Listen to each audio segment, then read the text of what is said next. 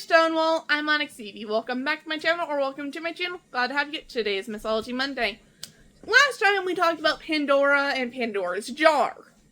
And this time, let's check back in on Eros, son of Aphrodite. And whichever one of his many optional fathers you want to guess it is.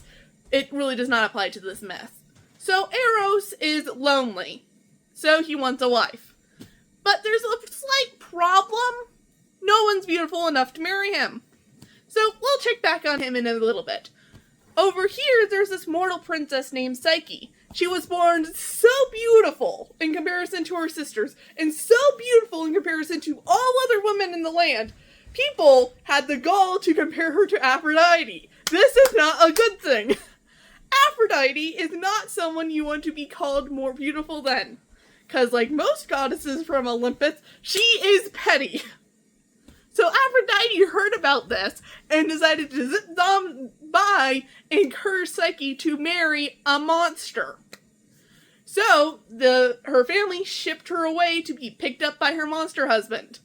She gets taken to a castle and she never sees her husband. He's always covered in like an invisible mist type deal.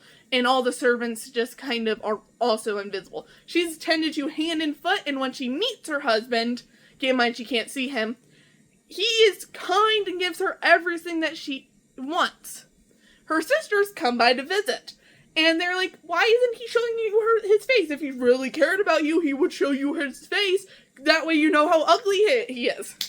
So Psyche gets it into her skull to sneak on her husband and actually see him at candlelight to actually see his face. And newsflash, if you haven't guessed it, her husband is Eros. So that night, with a candle, she sneaks and sees his full face.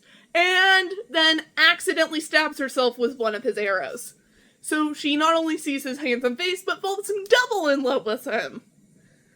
And bada bing, bada boom, she saw his face, and by accidentally staring at too long, the candle drips and falls onto Eros, waking him up, and he gets upset and goes home to his mom. Aphrodite, as usual, is petty, and uses this excuse to torment Psyche. So that Psyche can see her husband again, she forces Psyche to do 3 tasks that should get her killed, and I'll talk about those in the next video. For right now, I'm off to fight the men. Bye!